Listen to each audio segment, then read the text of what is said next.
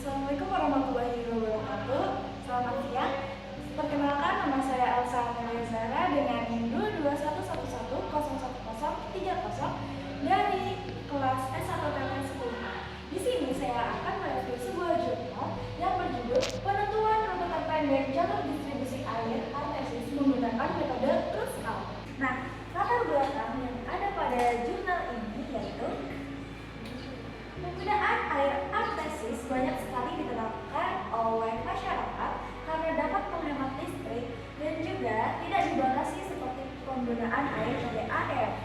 Namun, pada penerapannya terjadi ketidakseimbangan saluran air bersih dari sumber. Seperti satu jalur itu memiliki banyak cabang, sedangkan jalur lainnya itu tidak memiliki cabang sama sekali. Maka dari itu dibutuhkan suatu penyelesaian berupa rekomendasi pengambilan keputusan pencarian jalur terpendek rute pipa air bersih yang pada kali ini menggunakan metode algoritma Kruskal. Nah, pada jurnal ini memiliki tujuan yaitu dengan menggunakan metode Kruskal tadi diharapkan jalur distribusi air yang pada awalnya ribet dan tidak efisien serta memakan banyak biaya diharapkan dapat disederhanakan serta memakan biaya yang lebih sedikit. Oke, jadi sebelum kita masuk ke dalam jurnalnya, kita harus tahu dulu nih apa itu metode Kruskal. Nah, di metode Kruskal itu adalah algoritma Kruskal adalah sebuah algoritma dalam teori graf yang mencari sebuah minimum spanning tree untuk sebuah graf berbobot yang terhubung. Nah, sisi-sisinya akan diurutkan berdasarkan bobot. Dalam pengurutannya, sisi dapat dipilih meskipun tidak bersifat dengan simpultan. Kalau dari definisi ini kan kayak ribet banget ya teman-teman. Kita dalam secara singkatnya, jadi metode Kruskal itu untuk mengurutkan sebuah jalur atau misalkan garis yang berdasarkan bobotnya dari yang terkecil hingga terbesar. Contohnya ada di sini. Yang dari pertama ini yang sebelum kita pakaikan metode Kruskal. Di sini itu masih terdapat sirkuit teman-teman. Sirkuit itu dari yang titik A terus ke C terus ke D. Ini kan kayak ngebolak-balik gini ya. Nah, itu namanya sirkuit. Nah, di metode Kruskal ini tidak diperbolehkan adanya sirkuit. Nah, di sini tuh ada contoh-contohnya. Yang pertama itu dilihat dulu nih, yang di sini yang bobotnya paling kecil mana? Dari garis B ke C kan. Ini bobotnya 9. Nanti kita garis dulu ke sini. Habis 9 garis mana lagi yang bobotnya terkecil? 10. Nah, maka ini nanti kita garis dari A ke B itu yang bobotnya 10. Habis itu mana lagi nih? 9, 10. Oh, ternyata ada nih garis B ke C. Ini bobotnya 12. Nanti kita garis lagi.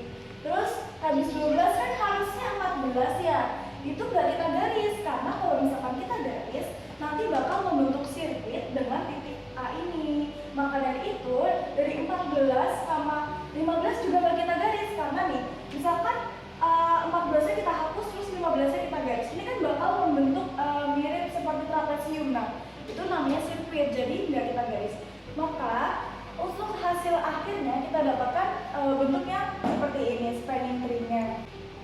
Nah, di dalam metode Kruskal ini bisa kita manfaatkan dalam kehidupan sehari-hari mengatur jalur distribusi air PDAM. Lanjut. Di sini kita ada contoh. Di sini ada jalur distribusi air PDAM pada daerah Jubung. Pada daerah Jubung. Di sini seperti yang kita lihat, jalur distribusinya sangat ribet dan terdapat beberapa sirkuit. Nah, di sini kita bakal coba menyederhanakan jalur-jalur ini menggunakan metode Kruskal. Nah, karena jalurnya ini ribet, terus jadinya butuh pipa yang lebih banyak, maka menghabiskan biaya hingga 11.936.500 dengan total keseluruhan panjang jalurnya itu 340 meter. Sangat panjang dan boros sekali, bukan?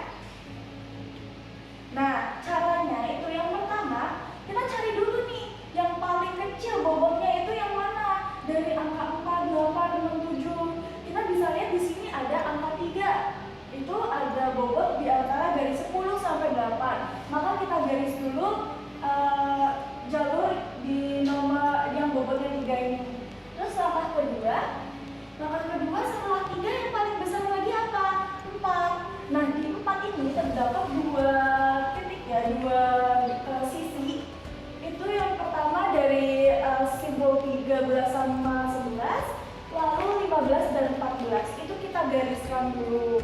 Habis itu langkah ketiganya, itu setelah 3, 4, otomatis yang paling kecil, yang paling besar selanjutnya ada di 5. Itu ada terdapat di titik 20 sama 7. Itu di sisi antara 20 dan 7. Lalu kita gariskan.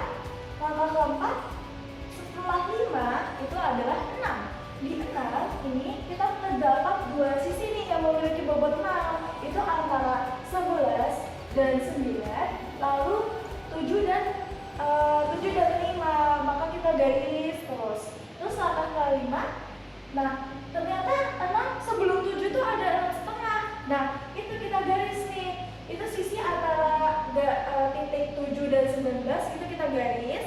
Selanjutnya habis 6,5 yang terbesar selanjutnya adalah 7. Nah di sini yang memiliki bobot 7 itu ada titik 17 sama 10. Dan 21 sama 8 itu kita garis juga karena memiliki sisi 7. Oke, lanjut. Selanjutnya ada sisi nomor 8 itu antara titik 4 sama 3. Sama juga ada di sisi bagian 6 sama 2 itu kita garis juga. Selanjutnya ada setelah 8 yang memiliki bobot terbesar selanjutnya ada 9. Jadi kerusakan itu kan kita urutin ya dari kecil ke besar. Berarti habis 8, 9. Selanjutnya di 9 ini oh ada nih. Ternyata ada di sisi antara titik 20 sama 22. Terus mana lagi? Ada nggak 9 lagi? Ternyata nggak ada. Berarti cuma titik itu aja. Lanjut.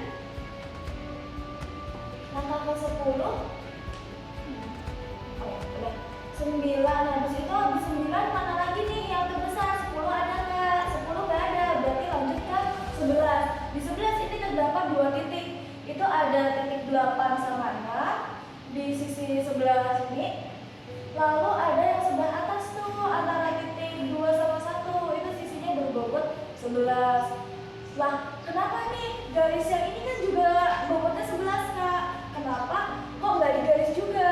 Karena kalau misalkan kita garis bagian ini di antara titik 19 dan 20 itu bakal membentuk sirkuit ya nih. Kalau misalkan kita garis kan bakal membentuk segitiga. Berarti nanti diagram alurnya bakal sirkuit kan kayak muter-muter di situ. Nah, itulah kenapa nggak bakal kita garisin.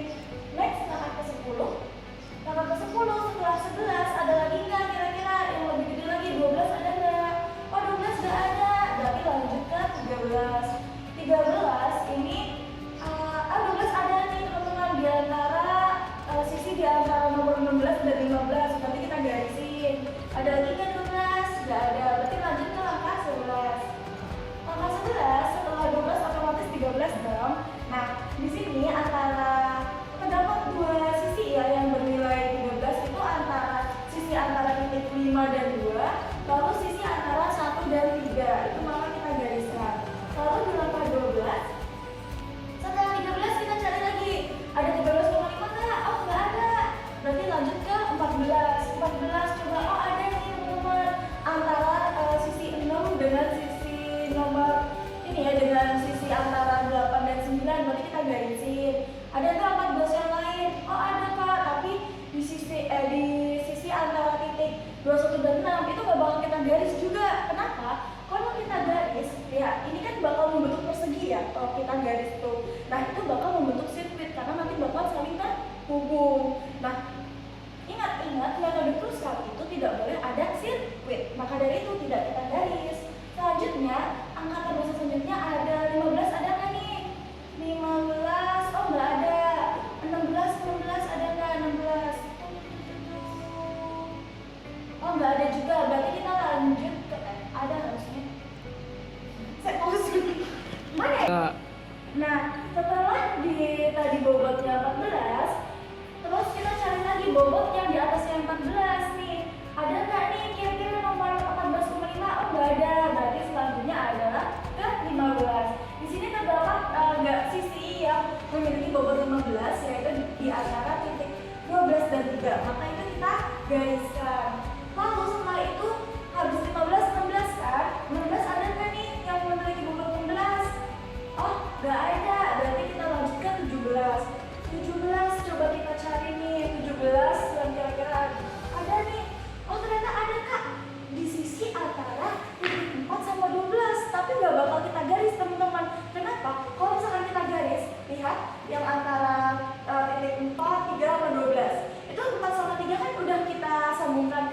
Terus sama 12 sama 15-nya juga udah kita gariskan. Kenapa yang 4 sama 12 yang enggak juga digaris? Karena bakal membentuk sirkuit. Makanya itu nggak bakal kita pakai.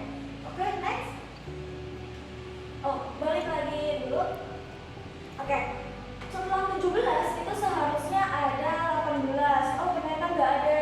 Habis 18, 19 ada nggak garis yang memiliki bentuk 19? Nggak ada juga. Terus ada juga nggak setelah 19, 20? Ternyata ada nih garis yang paling panjang di sini. Itu ada di sisi di antara titik 2, 3 sama 19. Karena ini nggak membentuk sirkuit, jadi kita garisin. Oke. Ini udah jadi nih jalur PDAM, air PDAM yang pakai metode Kruskal. Nah, di hasil akhirnya yang udah kita rapikan bakal jadi seperti ini nih teman-teman. Nah, dengan metode Kruskal ini kita bisa menyingkat jumlah pipa atau panjangnya itu yang tadinya 300-an hanya menjadi 201,5 meter aja. Terus yang biayanya tadi sampai 11 juta itu bisa kita singkat menjadi 7.535.500.